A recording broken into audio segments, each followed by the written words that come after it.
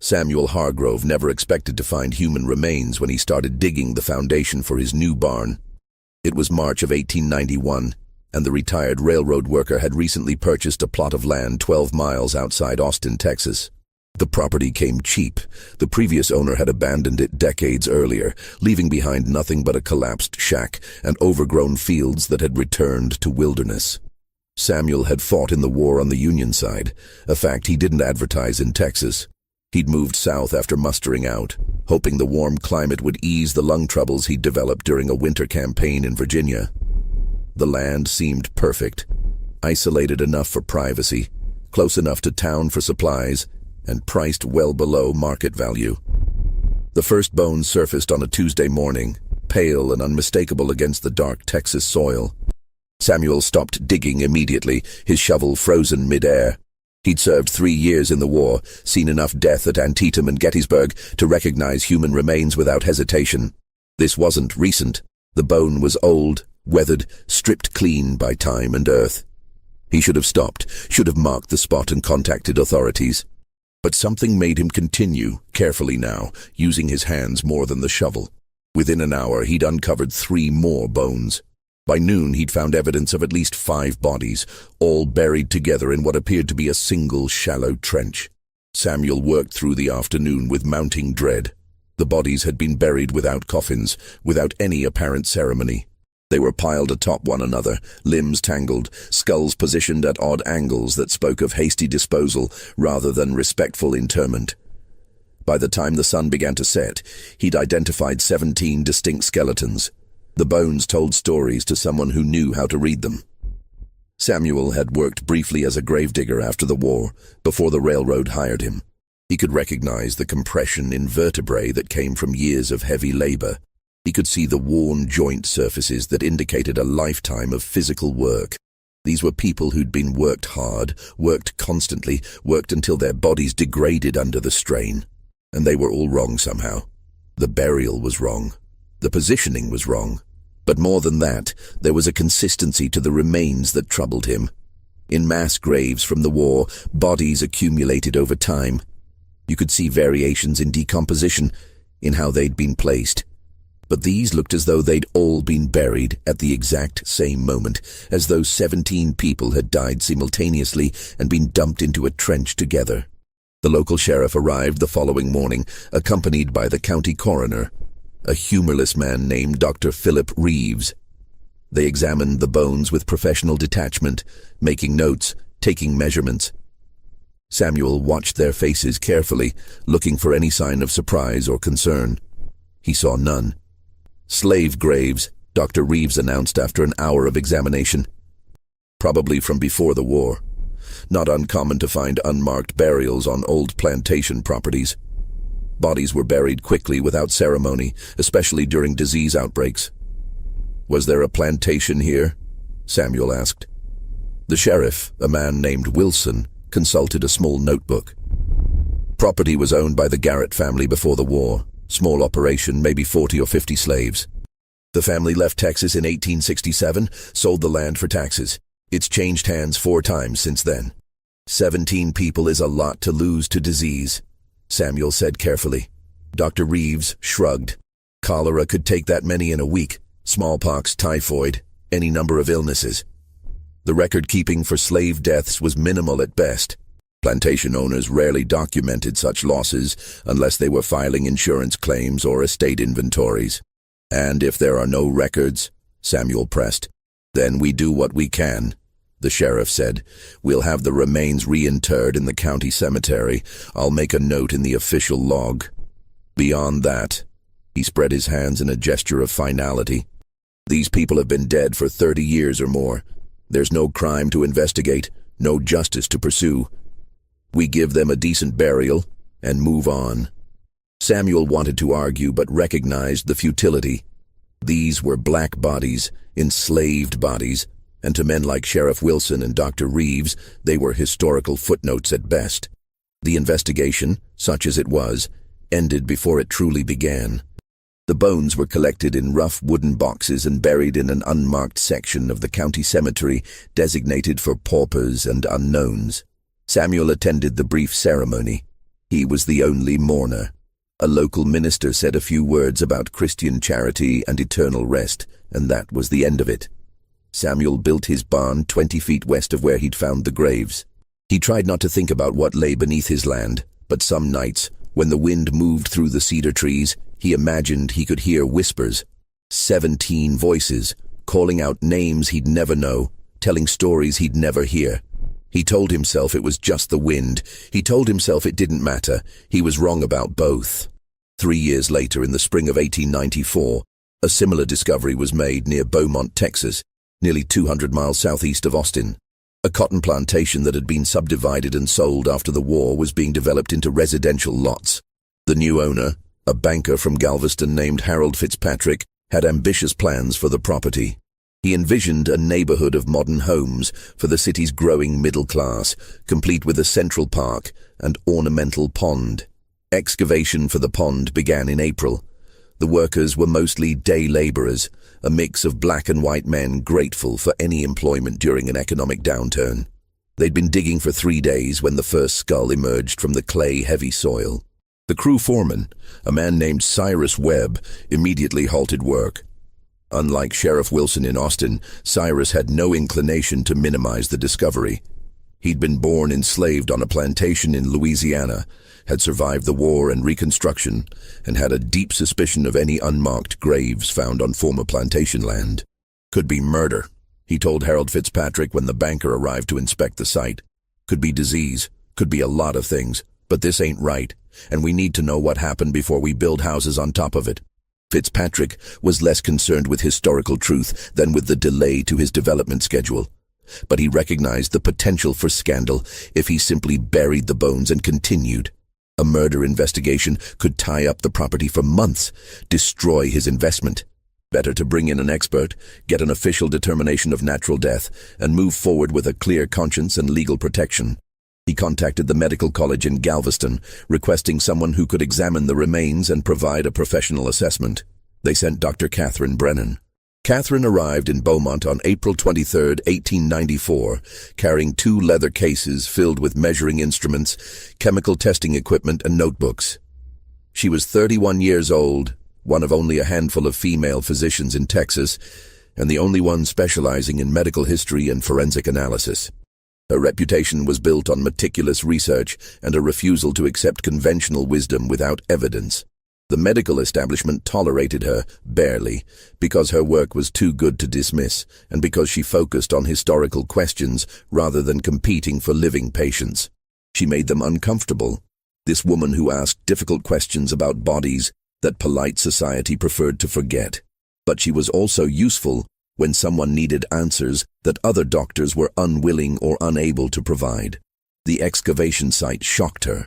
By the time she arrived, the workers had uncovered evidence of at least 22 bodies, all buried in a single mass grave, approximately 12 feet long and 6 feet wide. The bodies had been laid out in rough rows, 3 or 4 deep, without coffins or wrapping. There was no evidence of personal effects. No buttons, no jewelry, no fabric remnants that might indicate clothing.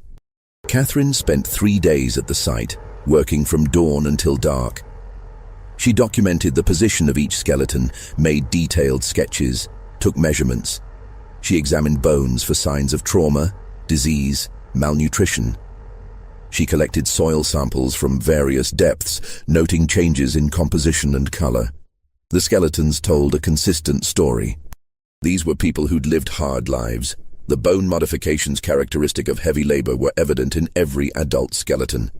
There were men, women, and children, ranging in age from infants to the elderly. None showed signs of violent death. No bullet holes in skulls, no blade marks on ribs, no evidence of the trauma that would indicate murder or battlefield casualties. But there was something else. Something that made Catherine's careful scientific mind rebel against the evidence before her eyes. The teeth. Catherine had developed a technique for estimating post-mortem intervals based on dental wear patterns and mineral absorption. Teeth absorbed trace elements from groundwater over time, creating chemical signatures that could be analyzed. The technique was imperfect, but it could provide rough dates, especially when combined with other evidence like burial depth and soil composition. She extracted small enamel samples from 12 different individuals, enough for a statistically meaningful analysis. She sent the samples to a colleague at the medical college in Galveston, a chemist named Dr. Lawrence Miller, who specialized in mineral analysis. She didn't tell him what she was testing or why, just asked for a complete elemental breakdown of each sample. The results arrived 2 weeks later. Dr. Miller's note was brief. Interesting samples. The mineral profiles are remarkably consistent, suggesting a very narrow time frame for burial. Based on the mineral saturation levels and soil composition data you provided, I'd estimate these remains were interred approximately 35–40 years ago, likely within a span of 24 to 48 hours. The consistency across all samples is unusual. In most historical burials, even mass graves show more variation. Catherine read the note 3 times, her hands trembling slightly. 35 to 40 years ago would place the burials around 1854 and 1859. And the time frame, 24 to 48 hours, meant all 22 people had been buried at essentially the same time. Not over weeks, not even over days, really. Within a period so brief that the earth itself couldn't distinguish between them. She needed more information. She needed to understand what kind of event could kill 22 people simultaneously on a plantation in southeast Texas during the 1850s. Disease was the obvious answer. Cholera, typhoid, yellow fever, all could kill quickly and ruthlessly. But even the most virulent epidemics took time to spread through a population. People didn't all die on the same day. There would be variations, patterns of spread, some people who survived. This didn't look like disease. This looked like something sudden, something that had struck all at once and then disappeared. Catherine returned to Galveston and began her research in earnest. She needed plantation records from Beaumont for the relevant time period, death records, any documentation that might explain what had happened. What she found was silence. The plantation had been owned by a man named Edgar Sutton, who'd operated a successful cotton enterprise with approximately 60 enslaved workers. Sutton had died in 1866, and his estate had been liquidated to pay war debts. The property records existed, but there were no detailed ledgers, no journals, no personal papers. Either they'd been lost, or they'd never been preserved. Catherine expanded her search to county death records. Texas had required the registration of deaths since 1853, though compliance was spotty, especially in rural areas, and especially regarding enslaved populations. She found records for Jefferson County, which included Beaumont, but they were frustratingly incomplete. There were scattered entries for slave deaths on the Sutton plantation between 1855 and 1860. Field hand, male, fever, age unknown, or child, female, stillborn. The entries were vague, deliberately so. Plantation owners had little incentive to provide detailed death records for enslaved people. It raised questions about health conditions, working practices, and the value of their remaining human property. She found no entry corresponding to a mass death event. No record of 22 people dying within days of each other. Nothing that would explain the grave she'd excavated in Beaumont. Either the deaths had never been officially reported, or the records had been deliberately destroyed. Catherine was leaning toward the latter. Catherine published a preliminary report of her findings in the Journal of Southern Medical History in October 1894. The article was technical, focused on her forensic methodology and the challenges of estimating burial dates from skeletal remains. She mentioned the Beaumont discovery, but framed it as one example among many of the historical documentation gaps that made researching slave mortality patterns so difficult. She didn't expect the article to generate much response. The journal had a small circulation, mostly medical professionals and academic researchers with specialized interests. So she was surprised when, in December 1894, she received a letter from a man named Thomas Gaines in Houston. Thomas was a land surveyor who'd been working throughout eastern Texas for nearly 30 years, mapping property boundaries for legal disputes, railroad development, and commercial transactions. His letter was 8 pages long, written in a cramped but legible hand. Dear Dr. Brennan, I read your recent article with great interest, as it touches upon something I have observed repeatedly in my professional work, but never fully understood. I am writing to share my observations in hopes they may assist your research. Over the course of my career, I have encountered numerous unmarked burial sites on properties throughout eastern Texas. This is not unusual. The state's history includes many forgotten cemeteries, impromptu battle burials from the Texas Revolution and the Civil War, and informal family plots that were abandoned when properties changed hands. However, I have noted a pattern among a specific subset of these discoveries that has long troubled me. I have personally documented 17 separate sites where enslaved populations appear to have been buried in mass graves without markers or ceremony. The sites share several characteristics. 1. All are located on properties that operated as plantations between 1850 and 1865. 2. All contain between 15-25 bodies buried without coffins. 3. All show evidence of hasty burial. Shallow graves, irregular spacing, minimal excavation. All were deliberately concealed, located in marginal areas of properties, often in disputed territory between property lines or in areas marked as wasteland on period maps. What has always struck me as peculiar is the timing. At 3 of these sites, I was able to measure root growth patterns from trees that had grown through the graves. I am not a scientist, but I understand that tree growth can provide rough chronological data. In all 3 cases, the root patterns suggested the graves dated to approximately the same period, the late 1850s or very early 1860s. I initially dismissed this as coincidence. Many enslaved people died during this period, and plantation owners often buried them with minimal ceremony. But after reading your article, particularly your methodology for dating the Beaumont graves, I began to wonder if there might be a connection. I have enclosed maps showing the locations of all 17 sites I have personally documented. I have also included my original survey notes for each site, which contain whatever details I was able to observe or record at the time. If my observations can be of any use to your research, please do not hesitate to contact me. I am available to provide additional information or to assist in any field examinations you might wish to conduct. Yours respectfully, Thomas Gaines. Catherine spread the enclosed maps across her study floor. 17 sites, scattered across a broad swath of eastern Texas. She marked each location with a pin, then added pins for the Beaumont grave and Samuel Hargrove's discovery near Austin, which she'd learned about through a newspaper clipping a colleague had sent her. 19 sites.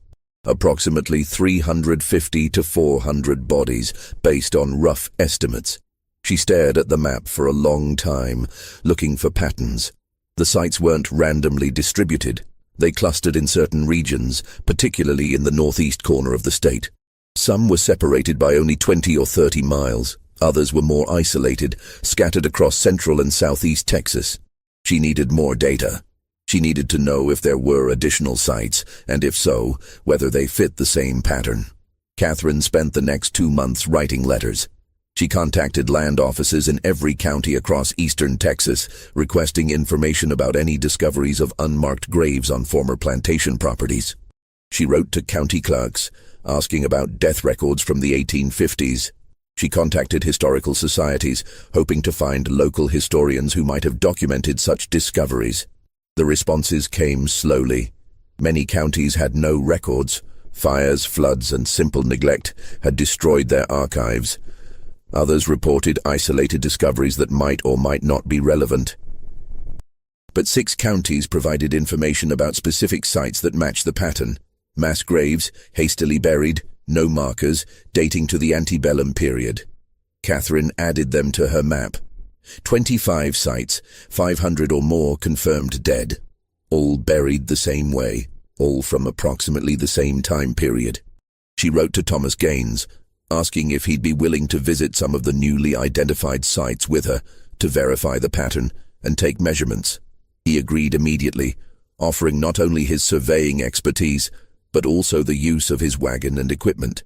They began their fieldwork in March 1895, starting with the sites Thomas had originally documented. At each location, Catherine conducted the same careful examination she'd performed in Beaumont, documenting positions, examining bones, collecting soil samples, gathering whatever evidence remained after decades of exposure and disturbance. Thomas proved invaluable. His surveyor's precision complemented Catherine's scientific methodology. He could determine exact locations, measure depths and dimensions, identify property boundaries from old maps. Together, they built a comprehensive picture of each site.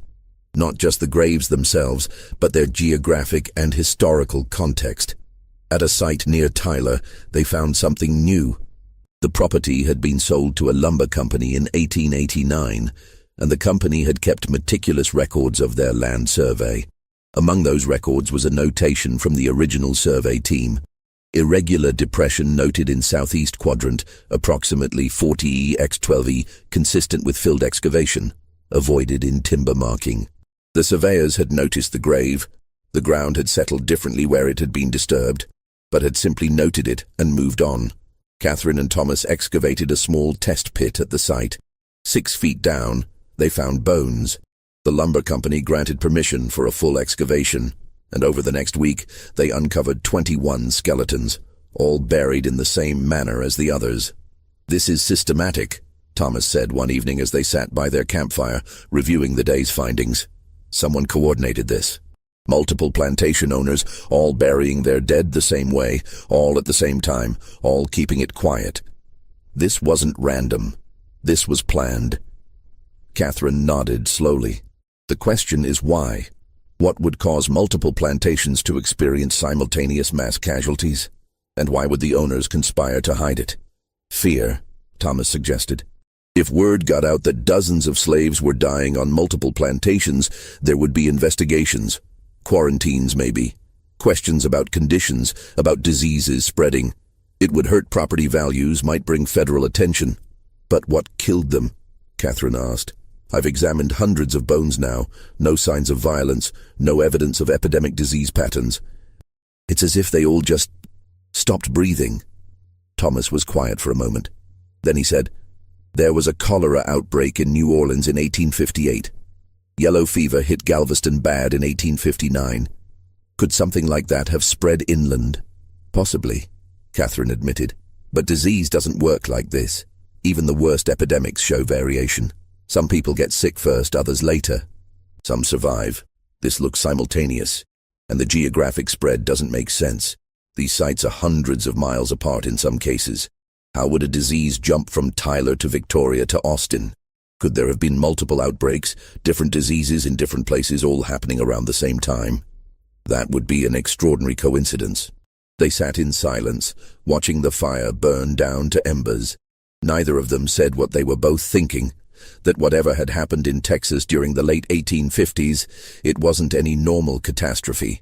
Catherine returned to Galveston in April 1895 and immediately immersed herself in archival research. If there had been a coordinated cover-up, there might be evidence in the correspondence between plantation owners, in business records, in legal documents. The Texas State Archives in Austin held the most comprehensive collection of historical records, but they were poorly organized and severely incomplete. Catherine spent weeks wading through boxes of documents, looking for anything from the relevant time period that might mention unusual deaths or health crises. She found frustratingly little. Plantation ledgers occasionally noted deaths, lost field hand to fever, or child died, age 4, but these brief entries revealed nothing about the circumstances. Estate inventories listed enslaved people as property, noting their estimated value, but rarely included information about how or when individuals died. She expanded her search to newspaper archives. The Texas State Library had some newspaper collections, though many had been damaged or lost over the years. Catherine requested every surviving issue from 1857 to 1862 for newspapers published in eastern Texas. Most of the papers focused on political news. The growing tensions between North and South dominated the coverage. Local news items were brief and often trivial. Social events, agricultural reports, advertisements. Deaths were mentioned in obituaries for white residents, but rarely for enslaved people. Catherine read through thousands of pages of deteriorating newsprint, her eyes burning from the poor light and old ink. She found occasional mentions of slave deaths, usually runaways who'd been killed, or individuals who died in accidents that their owners wanted publicly documented for insurance purposes. Then, in the December 10, 1859 edition of the Marshall, Texas Republican, she found something different. The article was small, buried on page 3, between an advertisement for farm equipment and a notice about a lost dog. Several residents of the northern townships report peculiar atmospheric conditions on the night of December 1st. Witnesses describe an unusual quality to the air, accompanied by widespread distress among livestock. Mr. James Morrison of the Willow Creek district reported losing 4 head of cattle to sudden illness, with symptoms appearing within hours of exposure to the night air. Others noted agitated behavior in horses and dogs, with several animals refusing to enter barns or low-lying areas. The phenomenon appeared limited to rural areas and had passed by morning. Dr. Samuel Whitfield of Marshall suggests the events may be related to the recent cold spell, which brought unseasonably frigid temperatures and rapid barometric pressure changes. Residents are advised to ensure adequate ventilation in animal shelters and to monitor livestock for signs of respiratory distress. Catherine read the article 3 times, her heart pounding. December 1st, 1859. Peculiar atmospheric conditions. Widespread distress among livestock. Respiratory distress. This wasn't just a weather report. This was a description of something serious enough to kill cattle and terrify animals. Something that affected a specific geographic area on a specific night. She checked her map. Marshall was in Harrison County, in the northeast corner of Texas. Several of her identified burial sites were within 50 miles of Marshall. She searched desperately for follow-up articles, any additional coverage of this atmospheric event. The next few issues of the Marshall, Texas Republican contained nothing, as if the incident had been reported and then immediately forgotten. She found one more reference in the December 24, 1859 issue, which included a brief end-of-year summary of notable local events. The month of December saw unusually severe weather, including the mysterious atmospheric disturbance of December 1st, which affected livestock across the northern townships. Several plantations reported losses, though the full extent remains unclear. Dr. Whitfield continues to study the phenomenon and hopes to publish findings in the new year. Catherine searched for Dr. Whitfield's published findings. She found nothing. Either they were never published, or the records had been lost. But now she had a date, December 1st, 1859. She went back through her soil samples and dental analyses, focusing on the ones where the dating had been most precise. Several sites showed burial dates consistent with late 1859 or very early 1860. The Beaumont grave, the Tyler site, and 3 others all fell within that time frame. It was starting to come together. Something had happened on or around December 1st, 1859. Something significant enough to cause multiple deaths across a wide area, something that affected both animals and people, something that plantation owners had chosen to hide rather than report. Catherine needed to know more about this atmospheric disturbance. She needed to understand what could cause such symptoms and why it would have been concealed. She also needed to find Dr. Samuel Whitfield's research. If he'd investigated the phenomenon, his notes might contain crucial information. Finding Dr. Whitfield proved easier than expected. Catherine located a brief obituary in an 1883 issue of the Marshall newspaper. Dr. Samuel Whitfield had died at age 72, leaving behind a wife and 3 adult children. The obituary mentioned his long career as a physician in Marshall and his contributions to local medical knowledge. Catherine wrote to Mrs. Whitfield, explaining her research and asking if the doctor's papers had been preserved. The response came 6 weeks later. Dear Doctor, Brennan, I am pleased to hear of someone interested in my late husband's work. Samuel was a dedicated physician who took detailed notes throughout his career. His medical journals and research papers are still in my possession. I could not bring myself to dispose of them, though my children believe I am simply cluttering the house with old papers. You are welcome to examine Samuel's notes if you believe they may be useful. I would ask that you visit in person, as I am reluctant to trust such irreplaceable documents to the mail. Yours sincerely, Mrs. Eleanor Whitfield. Catherine traveled to Marshall in early June 1895. The town was small, quiet, dominated by cotton warehouses and rail depots that served the surrounding agricultural region. Mrs. Whitfield lived in a comfortable house on the edge of town, surrounded by well-tended gardens. She was in her 70s, sharp-eyed and precise in her speech. She welcomed Catherine warmly and led her to her late husband's study, which had been preserved exactly as he'd left it when he died 12 years earlier. Samuel was meticulous about his records, Mrs. Whitfield explained, gesturing to rows of leather-bound journals on floor-to-ceiling shelves. He documented every patient, every observation, every theory. He used to say that medicine advanced through careful attention to detail, not through dramatic breakthroughs. "I'm particularly interested in his research from December 1859, Catherine said. He mentioned investigating an atmospheric disturbance that affected the area. Mrs. Whitfield's expression changed subtly, becoming more guarded. "I remember that time. Samuel was disturbed by what he observed. He spent weeks trying to understand what had happened, but he eventually gave up. Said some mysteries weren't meant to be solved. Do you know what he found?" "You should read his notes," Mrs. Whitfield said carefully. His observations were more thorough than his published conclusions suggested. She pulled a specific journal from the shelf, marked with a ribbon. December 1859 through March 1860. Samuel's most intensive investigation of his career.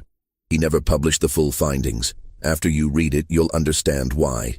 Catherine accepted the journal with trembling hands. Mrs. Whitfield left her alone in the study with a pot of tea and instructions not to strain her eyes in the dim light. Catherine opened the journal to December 2nd, 1859. Dr. Whitfield's handwriting was precise and methodical.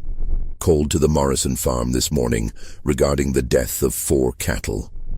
Morrison reports the animals were healthy yesterday evening but were found dead this morning with no apparent cause.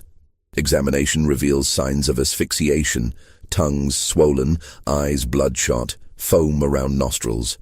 No evidence of poisoning from known substances. Morrison mentions a peculiar smell in the air last night, chemical in nature, which dissipated by morning. Similar reports from 3 neighboring farms. Total livestock losses: 14 cattle, 7 horses, numerous chickens and smaller animals. All deaths occurred overnight between December 1st and 2nd. All descriptions mention the same chemical odor and respiratory symptoms. I have collected tissue samples from several deceased animals for examination. Initial observations suggest oxygen deprivation, but cause unknown. The geographical distribution of affected farms suggests a localized atmospheric phenomenon, possibly related to the severe cold snap that arrived on December 1st. The entry for December 3rd was longer. Visited 6 farms today, examining more deceased livestock and interviewing witnesses. Consistent pattern emerges. The peculiar smell began around dusk on December 1st, described variously as like burning metal, chemical and sharp. Wrong somehow. The smell intensified after dark and was strongest in low-lying areas and enclosed spaces. Symptoms in surviving animals: respiratory distress, disorientation, refusal to enter barns or other enclosed structures. Some animals that were confined overnight died. Others that were allowed to remain outdoors survived, but showed signs of respiratory irritation. Human symptoms reported by several witnesses: headaches, burning sensation in nose and throat, dizziness. One elderly woman, Mrs. Patterson, age 68, required medical attention for severe respiratory distress. She reports waking around midnight, unable to breathe properly, with a feeling of suffocation. Symptoms eased when she moved to second-floor bedroom. Critical observation: the phenomenon appears to have affected low-lying areas preferentially. Farms in valleys or depressions report more severe casualties than those on elevated ground. This suggests a heavier-than-air gas of some kind, settling into basins and depressions. I have begun inquiring about possible industrial sources, coal burning, chemical spills, etc., but find no plausible explanation. There are no factories or chemical works in this region. Catherine's hands were shaking. She set down her teacup and continued reading. December 4th. Disturbing information received today. Richard Mayhew visited my office this morning, ostensibly for treatment of minor ailments, but clearly intending a different conversation. After ensuring privacy, he informed me that his plantation experienced significant losses on the night of December 1st. Not livestock, but enslaved workers. Mayhew was clearly frightened. He reported that 23 people died in their quarters overnight, with symptoms matching those I observed in livestock. respiratory distress, asphyxiation, no apparent cause. He emphasized that this information was confidential and must not become public knowledge. When I pressed for details, he became defensive, said the matter was being handled appropriately, that the deceased had been buried, and that he would appreciate my discretion. He implied that other plantation owners had suffered similar losses, and that they had agreed collectively to keep the matter quiet. I am deeply troubled by this conversation. If Mayhew is telling the truth, we may be looking at a death toll far exceeding the livestock losses. But why would plantation owners conceal such information? The financial implications alone would seem to demand investigation and documentation for insurance purposes, unless they fear the investigation itself. If authorities determine that the deaths resulted from negligence or unsafe conditions, the legal and financial consequences could be devastating. Better to bury the evidence and claim ignorance. I attempted to ask Mayhew about allowing me to examine the bodies, but he refused absolutely, said they had been buried already, that there was nothing to be gained by disturbing them. When I suggested that understanding the cause might prevent future incidents, he became angry, said I should focus on treating the living and leave the dead to rest in peace. I left our conversation with the clear understanding that my investigation into the December 1st event should exclude any inquiry into casualties among enslaved populations. Mayhew made it plain that such inquiries would not be welcome and might damage my standing in the community. What am I to do? My medical training and ethical obligations demand that I investigate deaths, seek causes, prevent future tragedies. But I am one doctor in a small town, dependent on the patronage of wealthy plantation owners for much of my income. If I push too hard, I risk professional ruin. For now, I will continue investigating the atmospheric phenomenon itself, hoping to understand its cause. Perhaps if I can determine what happened, the knowledge can be put to use preventing future incidents, even if the specific casualties of December 1st remain officially unacknowledged. Catherine paused, wiping her eyes. Dr. Whitfield had known. He'd understood that people had died, that there had been a cover-up, and he'd been pressured into silence. She continued reading through the journal. Over the following weeks, Dr. Whitfield had conducted extensive research, interviewing witnesses, examining the affected area, consulting scientific literature on atmospheric phenomena and toxic gases. His conclusions, written in a January 1860 entry, were both thorough and cautious. After 2 months of investigation, I can offer only tentative conclusions regarding the events of December 1st, 1859. 1. An atmospheric phenomenon affected an area of approximately 200 square miles in northern Harrison County and adjacent regions. 2. The phenomenon involved the release or formation of a heavier-than-air gas, likely toxic, which settled into low-lying areas. 3. The gas caused respiratory distress and asphyxiation in both animals and humans exposed to sufficient concentrations in enclosed or poorly ventilated spaces. 4. The phenomenon was temporally limited, lasting approximately 8 to 12 hours, after which the gas dissipated or dispersed. 5. The cause remains unknown. No industrial source can be identified. Natural gas seepage from underground deposits is possible but unconfirmed. 6. The human death toll cannot be accurately determined due to lack of official reporting. Based on indirect evidence and confidential conversations, I estimate between 50–100 fatalities, primarily among enslaved populations housed in low-lying quarters with poor ventilation. 7. This information will not be published. I have been made to understand that doing so would have severe personal and professional consequences. I record it here for posterity, hoping that someday, when the political climate has changed, someone might find this account useful. May God forgive me for choosing professional security over moral courage. That was the last entry related to the December 1st event. The subsequent pages returned to routine medical observations and patient notes, as if Dr. Whitfield had closed the door on his investigation and never looked back. Catherine sat in the quiet study for a long time, holding the journal. She'd found her smoking gun, confirmation that multiple plantation owners had experienced mass casualties and had conspired to conceal them. She had a date, a location, a mechanism. but she also understood Dr. Whitfield's dilemma. Even now, 36 years later, this information was explosive. The descendants of those plantation owners still held power in Texas. Accusations of mass negligent death, of conspiracy to conceal evidence, of valuing property over human life. These weren't historical curiosities. They were scandals that could destroy reputations and fortunes. Mrs. Whitfield appeared in the doorway. "You finished reading?" "Yes," Catherine said quietly. "Thank you for letting me see this. Will you publish what you've learned?" "I don't know," Catherine admitted. "Your husband was right about the risks. This information could cause significant controversy." Mrs. Whitfield nodded slowly. "Samuel used to say that the truth mattered less than people's comfort with lies. He hated himself for that belief, but he couldn't escape it. I hope you're braver than he was, Dr. Brennan. Those people who died deserve better than to be forgotten because the truth is inconvenient." Catherine returned to Galveston with Dr. Whitfield's journal. Mrs. Whitfield had insisted she borrow it, making her promise to return it eventually. She also returned with a clear picture of what had happened on December 1st, 1859. Some kind of toxic gas release. Multiple plantations affected. Hundreds of deaths. A coordinated cover-up. But she still didn't understand the source of the gas or why it had been limited to that one night. And she didn't know how to publish this information without destroying her own career and opening herself to legal action from powerful families.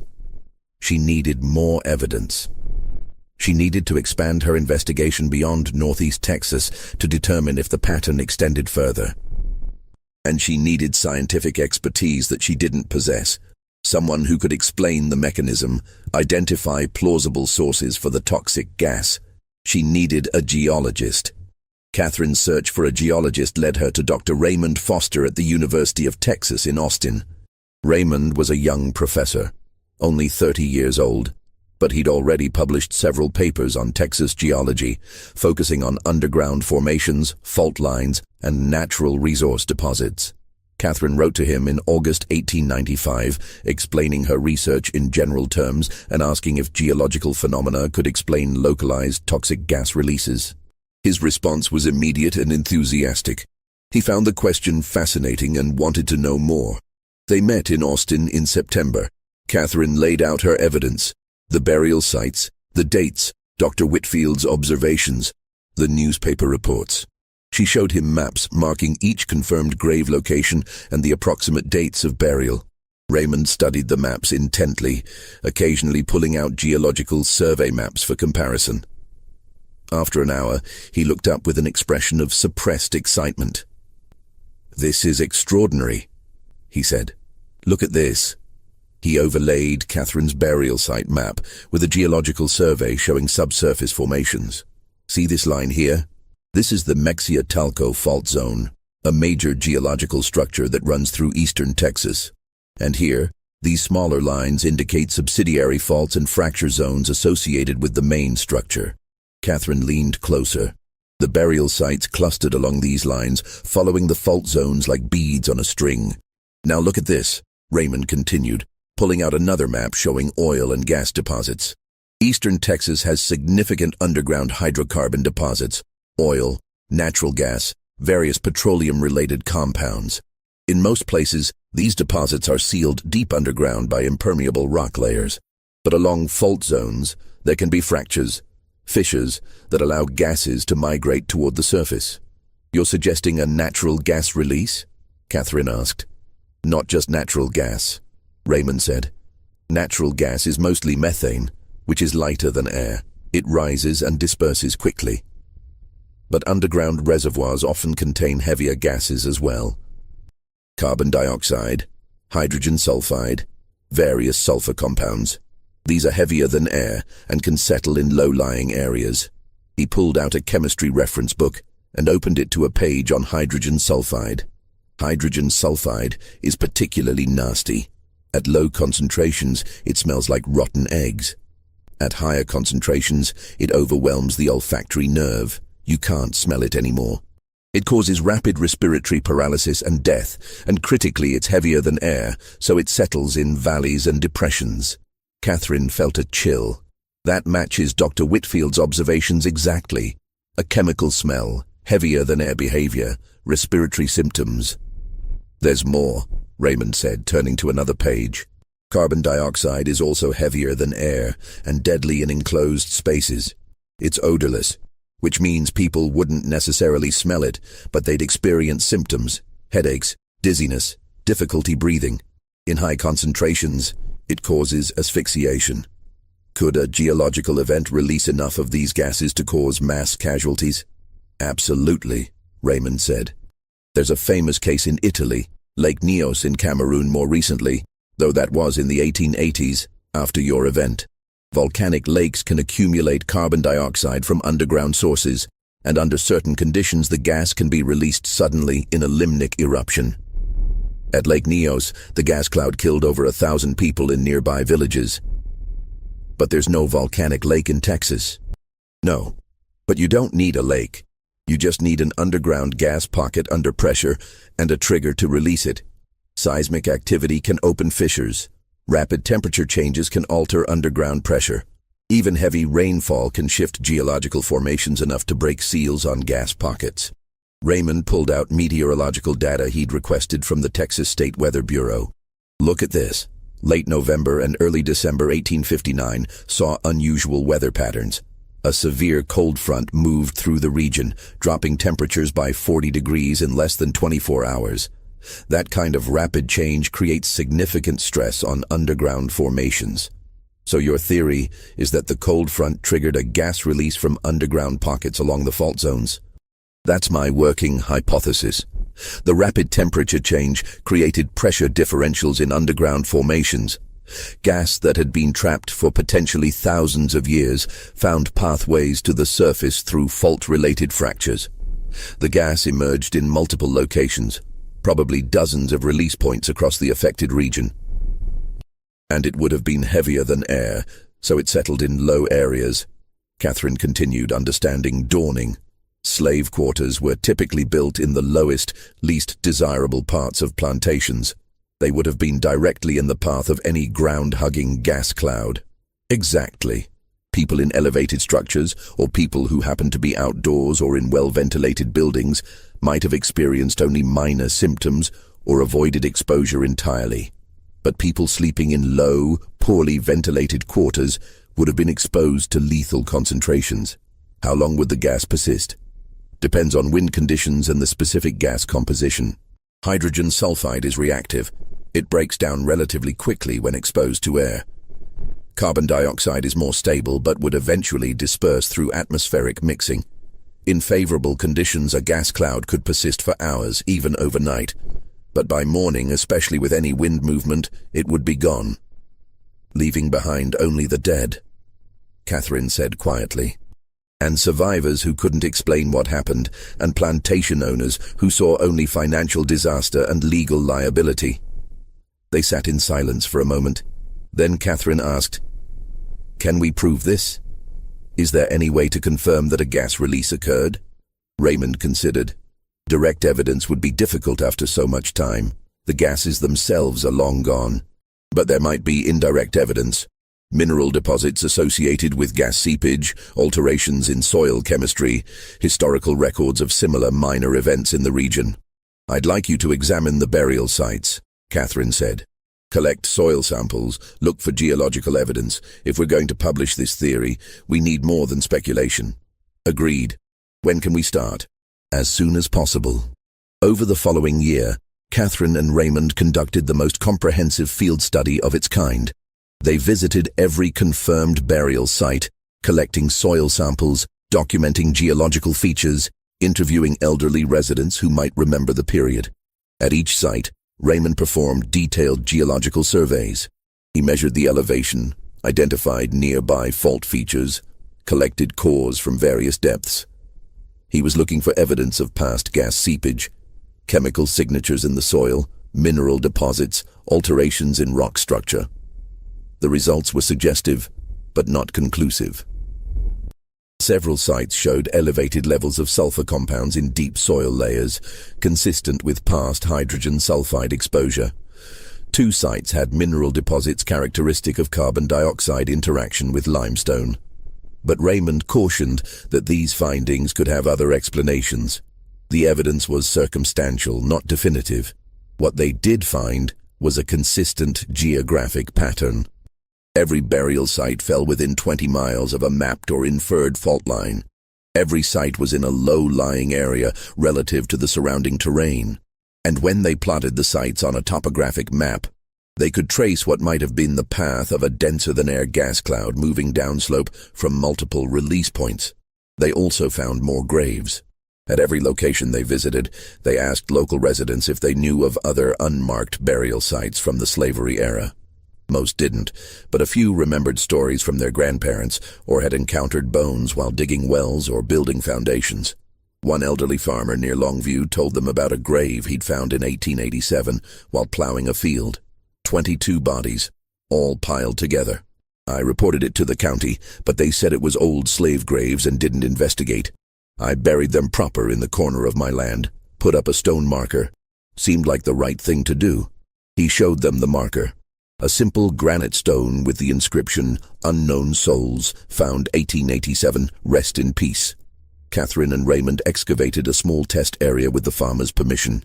The bones showed the same characteristics as the other sites. Hasty burial, no coffins, evidence of hard labor during life. They found similar stories across eastern Texas. In town after town, they uncovered accounts of burial discoveries that had been noted, briefly investigated, and then forgotten. Some had been reburied in local cemeteries. Others had simply been covered over again, the locations lost to time. By the end of 1896, Catherine's map included 38 confirmed sites. The estimated death toll exceeded 500 and was likely much higher. Many sites had probably never been discovered, and many discovered sites had never been properly documented. All the confirmed sites dated to late 1859 or very early 1860. All showed evidence of simultaneous burial, all clustered around geological features that could plausibly have released toxic gases. The pattern was undeniable. Something had happened in eastern Texas in December 1859. A natural disaster of terrible scope, affecting hundreds of enslaved people across a wide geographic area, and then deliberately concealed by plantation owners who feared the consequences of public knowledge. Catherine and Raymond prepared a joint paper for publication. Raymond would present the geological evidence and theoretical mechanism. Catherine would document the burial sites and historical evidence. Together, they would argue that the December 1st, 1859 event represented one of the deadliest natural disasters in Texas history, one that had been erased from official records through a combination of racial indifference and deliberate suppression. But before they could publish, Catherine wanted one more piece of evidence. She wanted testimony from survivors. Finding survivors proved more challenging than expected. The events of December 1859 had occurred 37 years earlier. Anyone who'd been old enough to remember clearly would now be in their 50s or older. Many would have died. Others might have scattered after emancipation, leaving Texas for opportunities elsewhere. Catherine began by contacting black churches across eastern Texas. These churches, many founded by formerly enslaved people after the Civil War, sometimes kept oral history records documenting the experiences of their founding members. She wrote to 73 churches, explaining her research and asking if any church records included testimony about unusual deaths during the slavery period, particularly around December 1859. The responses were sparse. Many churches had no such records. Others were reluctant to share sensitive historical information with a white researcher they didn't know. A few responded with brief notes indicating they had some relevant material, but wanted to understand Catherine's intentions better before allowing access. Catherine modified her approach. Instead of asking for records to be sent to her, she offered to visit churches in person, explain her research face-to-face, and work with church leadership to document testimonies in a respectful, appropriate manner. This approach worked better. She received invitations from 9 churches willing to meet with her. The first was the New Hope AME Church in Texarkana.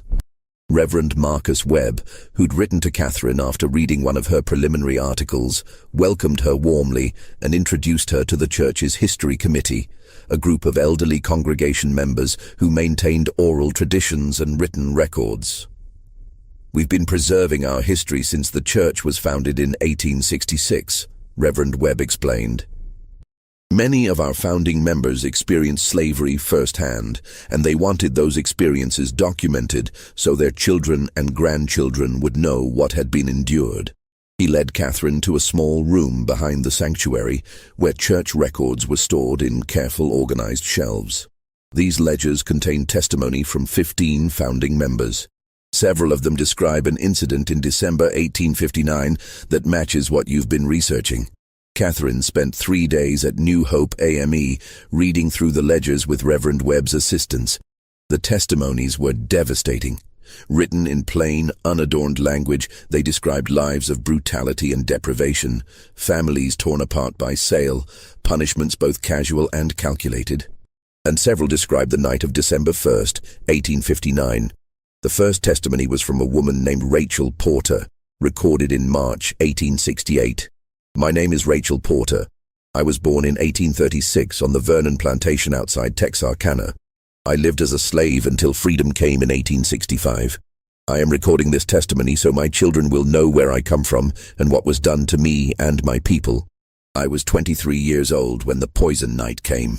We'd been working late. Master Vernon was pushing to finish the cotton harvest before bad weather arrived. The work was hard, and we were exhausted. When we finally returned to our quarters after dark, all we wanted was sleep. The smell started around 8 or 9 o'clock. At first I thought something was burning, but it wasn't smoke. It was chemical. Wrong somehow. Made your nose burn if you breathed deep. My mother said it was swamp gas, but I'd smelled swamp gas before, and this was different. The babies started crying first. They couldn't catch their breath right, kept coughing and gasping. Then the old folks started having trouble. My grandmother said her chest felt tight, like something was sitting on it. I told everyone we should go outside, get away from the smell, but it was cold that night, near freezing, and most people were too tired to move. They just wanted to sleep, said it would pass. The overseer had locked us in for the night anyway. We couldn't have left even if everyone had agreed. Around midnight, people started dying.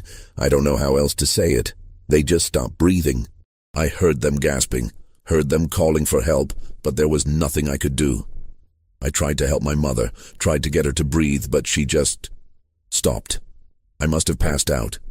When I woke, it was dawn and the air was clear and I was surrounded by bodies. My mother, my baby sister Sarah, my grandmother, my cousins James and William, my friend Rose. 38 people dead in our quarters alone. Master Vernon came at sunrise with his sons and 3 white men I didn't know. They didn't check who could still be saved. They just started loading bodies into a wagon, made those of us who survived help. We dragged our own family members, our friends, piled them in that wagon like cordwood. They buried everyone in a field on the edge of the property before noon. Made us dig the pit, made us cover them over. One of Vernon's sons said if we ever told anyone about what happened, we'd be whipped until we couldn't walk. Said it was disease that killed them, that it was God's will, and we should keep our mouths shut and be grateful we survived. But I will not keep my mouth shut. Not anymore. Those people deserved better than an unmarked grave and enforced silence. They had names. They had lives. They mattered. I want my mother's name remembered. Sarah Porter, aged 48. I want my sister's name remembered. Sarah Porter the younger, aged 6. I want my grandmother's name remembered. Rose Hamilton, aged 53. I want all their names remembered.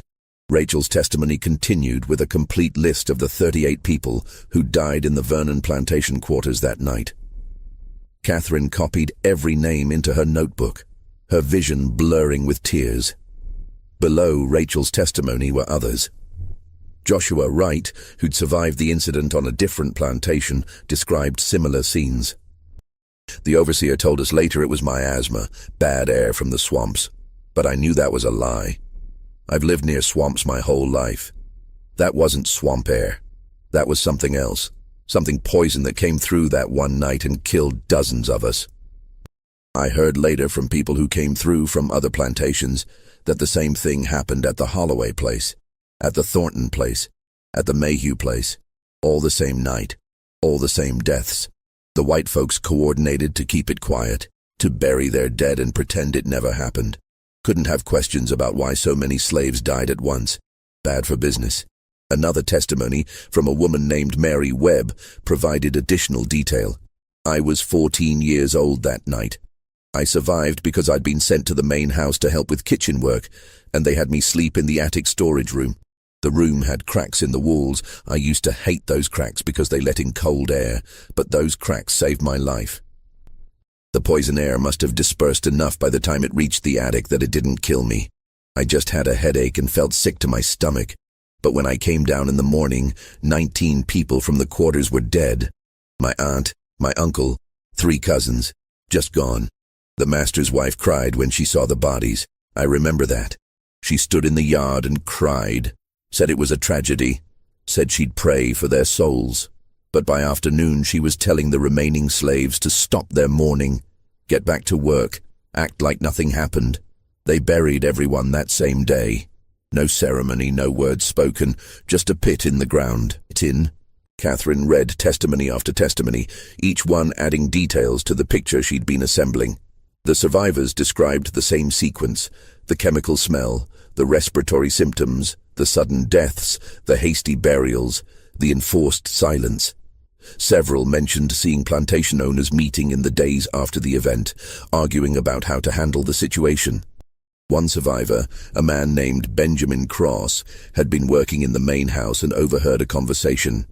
Master Thornton was meeting with 3 other white men, plantation owners from nearby. They were scared, I could tell, talking about insurance, about investigations, about what would happen if authorities found out. One of them said they needed to coordinate their stories, make sure no one reported the full count of dead. Another said they should spread the survivors around to different plantations so it wouldn't be obvious how many had died in one place. They were more worried about their money than about the people who'd died. That's what I remember most clearly. Not grief, not guilt, just fear that they'd lose property value or face legal trouble. Catherine left New Hope AME with pages of notes and a new understanding of what she was documenting. This wasn't just a natural disaster. It was a story of how human beings had been treated as disposable property, how their deaths had been concealed to protect financial interests, how their very humanity had been erased. She visited 8 more churches over the following months, collecting additional testimonies. Not all churches had records from the December 1859 period, but several did. By the time she finished, she documented testimony from 23 survivors representing 12 different plantations.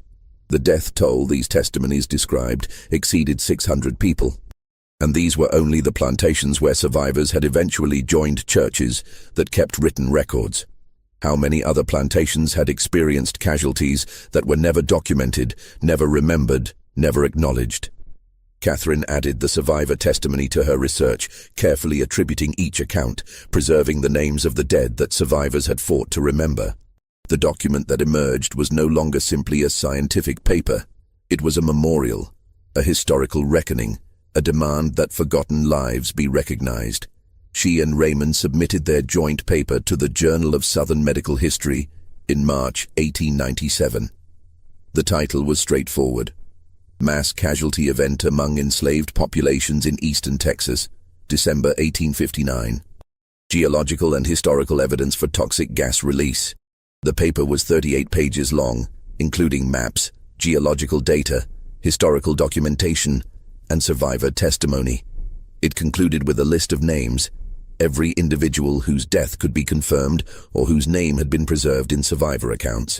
347 names, each one a person who'd lived and died and deserved to be remembered. The journal published Catherine and Raymond's paper in its June 1897 issue. The response was immediate and divided. Academic reviewers praised the meticulous research and novel methodology. Catherine's combination of forensic analysis, archival research, and oral history was groundbreaking for the period. Raymond's geological theory provided a plausible mechanism that explained the observed evidence. Several researchers requested permission to cite the work in their own studies of historical disasters and burial practices, but the paper also generated fierce criticism. Descendants of the plantation owners named in survivor testimonies were outraged. Catherine received angry letters accusing her of fabricating evidence to defame respectable families. Several letter writers threatened legal action if she continued to spread malicious lies about their ancestors. One particularly hostile letter came from James Mayhew, grandson of Richard Mayhew, Dr. Brennan. Your recent publication represents a shameful attack on my family's honor, based on nothing but hearsay and speculation. My grandfather was a respected businessman and Christian gentleman who treated his property humanely. To suggest that he participated in some conspiracy to conceal mass deaths is both offensive and libelous. I have consulted with attorneys regarding potential legal action. However, I am willing to forego such action if you publish a retraction and apology in the next issue of the journal. Failing that, you will hear from my lawyers. Catherine showed the letter to Raymond, who was equally disturbed. Are you going to retract? He asked. No, Catherine said firmly. Everything in our paper is documented and sourced. I will not lie to protect people who valued property over human life. They could sue you. Even if they don't win, it could ruin you financially. Let them try. We have Dr. Whitfield's journal. We have survivor testimony. We have the graves themselves. Let them explain in court why their ancestors buried hundreds of people in unmarked graves and never reported it. James Mayhew never followed through on his legal threats. Catherine suspected that his attorneys had advised him that a lawsuit would only draw more attention to the historical record he wanted to suppress. But the controversy had consequences. Several medical journals that had previously published Catherine's work declined her subsequent submissions without explanation. Social invitations dried up. Colleagues who'd been friendly became distant. Raymond faced similar professional backlash. Senior faculty at the University of Texas suggested he should focus on less controversial geological research. His department chair warned that association with politically sensitive topics could harm his chances of tenure. Neither of them backed down. Instead, they expanded their research. Over the next 3 years, they identified 22 additional burial sites, bringing the total to 60 confirmed locations across eastern Texas. The death toll documented in their research exceeded 800 individuals. They also identified 3 other potential gas release events from the same period, smaller incidents in 1857 and 1861 that had caused livestock deaths and minor human casualties, but had been dismissed as local anomalies. The December 1859 event appeared to have been the largest and most deadly, but it hadn't been unique. Raymond published a follow-up paper in 1899 detailing the geological mechanisms that could produce such releases, including maps of high-risk areas where underground gas pockets might still exist. He recommended monitoring and safety precautions for communities near known fault zones. Catherine published several additional papers documenting burial practices, mortality patterns, and the systematic erasure of slave deaths from official records. She became a controversial figure in Texas academic circles, respected by some, reviled by others, impossible to ignore. In the autumn of 1901, Catherine received a letter that would lead to her most significant discovery. It came from a woman named Virginia Carpenter in Henderson, Texas. Dear Dr. Brennan, I am writing regarding your research into the events of December 1859. My father, Nathaniel Cooper, was enslaved during that period and survived the incident on the Willis plantation.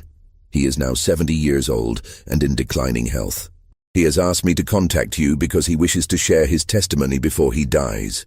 My father has never spoken publicly about his experiences, fearing retribution even after emancipation. But he has followed your research in the newspapers and believes you are someone who will treat his story with respect. If you are willing to visit Henderson, my father would like to speak with you. Catherine traveled to Henderson immediately. She found Virginia Carpenter and her father living in a modest house on the edge of town. Nathaniel Cooper was indeed elderly, his body worn by decades of hard labor, but his mind was sharp and his memory clear. I've been carrying this story for 42 years, he told Catherine as they sat in his small parlor. Figured it was time to let it go before I die. He was 8 years old on the night of December 1st, 1859, living with his mother and grandmother in the slave quarters of the Willis plantation. His account matched the others Catherine had collected. The chemical smell, the respiratory distress, the sudden deaths in the night. But Nathaniel remembered something the other survivors hadn't mentioned: or perhaps hadn't known. 2 days after the poison night, he said, Master Willis had visitors. I was working in the yard, clearing brush, and I could hear them talking in the study. They didn't know I was there, or maybe they didn't care, because I was just a child. They were arguing about money, about insurance claims and whether to report the deaths. One man, I think it was Mr. Holloway from the next county over, said they couldn't report the full numbers because questions would be asked. He said if inspectors came and found that multiple plantations had lost so many slaves on the same night, they'd investigate for disease or poisoning or negligence. Another man, I didn't recognize his voice, said they should blame it on cholera or some other fever. But Master Willis said that wouldn't work, because there'd been no illness before the night, no spread afterward. It didn't match disease patterns. Finally, they agreed to stay quiet, bury the dead without markers, and spread word to other affected plantations to do the same. They would share survivors among their properties to distribute the labor loss.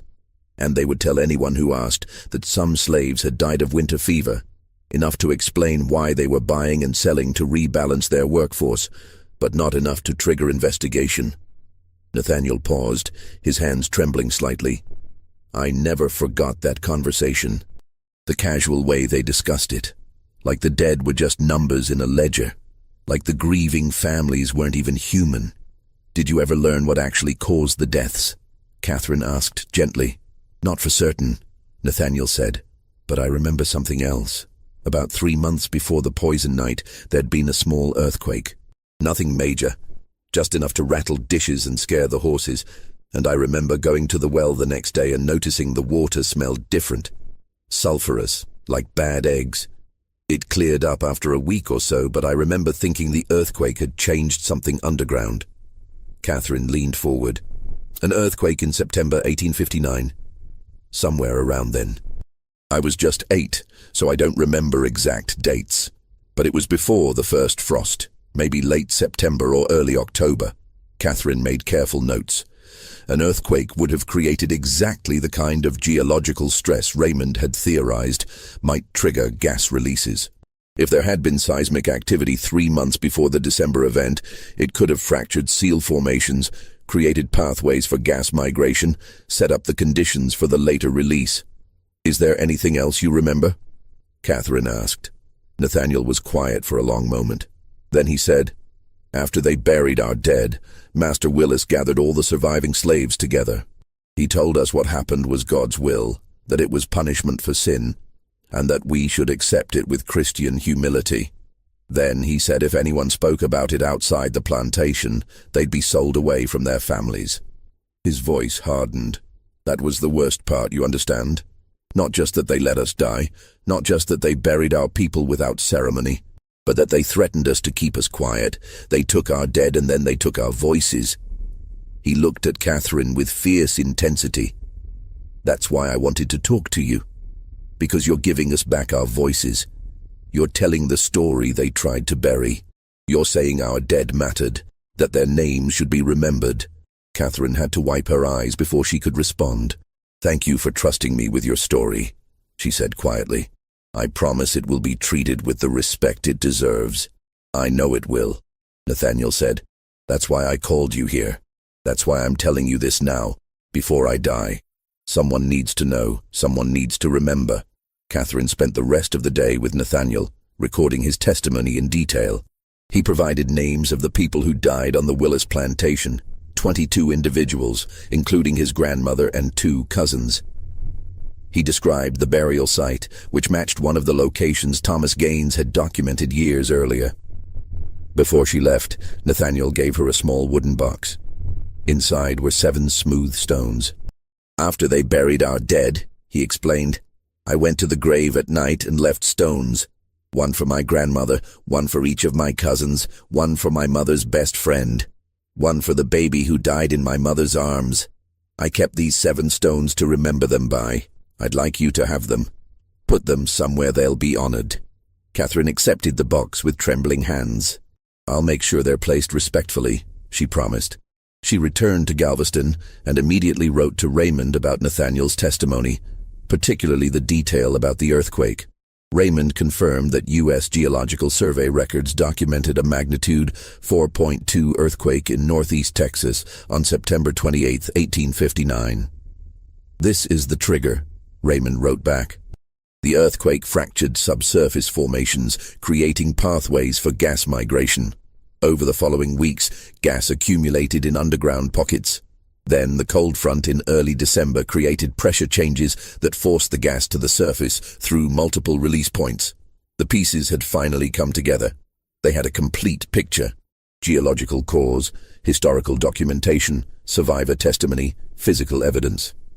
Catherine and Raymond published a comprehensive monograph in 1902, bringing together all their research from the previous 7 years.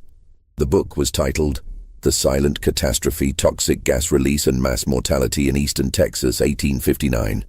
It included detailed geological analysis, maps of all confirmed burial sites, complete reproductions of survivor testimony, and a list of every name they'd been able to document. 412 individuals whose deaths had been confirmed through testimony or physical evidence. The book's dedication read, "To the hundreds of enslaved people who died in the poison night of December 1859, and to the survivors who fought to preserve their memory against deliberate erasure." On the dedication page, Catherine placed 7 small photographs of the stones Nathaniel Cooper had given her. She'd had them photographed and then placed in a memorial garden at a black church in Henderson, where they remained as a permanent marker of the forgotten dead. Catherine Brennan died in 1927 at the age of 64. By then, her research had helped identify 73 burial sites across eastern Texas, documenting the deaths of more than 600 enslaved people in the December 1859 gas release event. Her work had also inspired a new generation of researchers to examine forgotten histories, to seek out the voices that had been deliberately silenced, to treat enslaved people as human beings worthy of historical documentation, rather than as property to be noted in ledgers and forgotten. Raymond Foster continued their research until his death in 1932. He published several papers on natural gas hazards in Texas and advocated for better geological monitoring of populated areas near known fault zones. His work contributed to safety regulations that likely prevented future casualties from similar events. The burial sites Catherine and Raymond documented are still being discovered today. Every few years, someone excavating for construction in eastern Texas uncovers another cluster of bones, buried without markers, without ceremony, without official record. But now, when those discoveries are made, people know where to look for context. They consult Catherine's research. They check church records for survivor testimony. They contact descendant communities and historical societies. The bones are treated with dignity, given proper burial, honored as the human remains they are. And the names, those precious names that survivors fought so hard to preserve, are being remembered. Churches across eastern Texas have created memorials listing the known dead from December 1859. Historical markers have been placed at several burial sites, acknowledging what happened and honoring those who died. The 7 stones Nathaniel Cooper saved for 42 years still rest in the memorial garden in Henderson. Around them, descendants of survivors have placed additional stones, each one representing someone who died in the poison night, someone whose name might be lost, but whose existence is acknowledged. On the first Saturday of December each year, a ceremony is held at the Henderson Memorial Garden. Descendants gather to read the names of the dead, to share stories passed down through generations, to ensure that the silent catastrophe of 1859 is not forgotten again. Because Rachel Porter was right. These people deserved better than unmarked graves and enforced silence. They had names. They had lives. They mattered. And thanks to Catherine Brennan's determination, to Raymond Foster's scientific rigor, and to the courage of survivors like Nathaniel Cooper, who refused to let the truth be buried, they are finally being remembered. The geological evidence confirms it was a natural disaster. A terrible convergence of seismic activity, underground gas deposits, and atmospheric conditions that created a lethal event across hundreds of square miles. The historical evidence confirms it was also a human failure. Plantation owners who valued property over people, who coordinated to conceal mass deaths, who threatened survivors into silence, who erased hundreds of lives from the official record. Both truths matter. Both deserve to be remembered. The unmarked graves of eastern Texas no longer keep all their secrets. When new burial sites are discovered, and they continue to be discovered even now, more than 160 years after that terrible December night, researchers know what questions to ask. They know to check for geological fault lines. They know to search church archives for testimony. They know to treat the dead with the dignity they were denied in their final moments. They know to remember December 1st, 1859, when more than 600 enslaved people across eastern Texas died gasping for air in the darkness, victims of both natural catastrophe and human cruelty, until Catherine Brennan decided they deserved better, until their names were finally spoken aloud, until their stories were told. And now those stories live on, in academic papers, in church memorials, in historical markers, in the collective memory of communities that refuse to forget. The poison night claimed hundreds of lives, but it could not claim their humanity, their dignity, or their right to be remembered. That victory belongs to the survivors who preserved the names, to the researchers who uncovered the truth, and to every person who has since said, "These lives mattered. These deaths matter. This history matters, and it always will."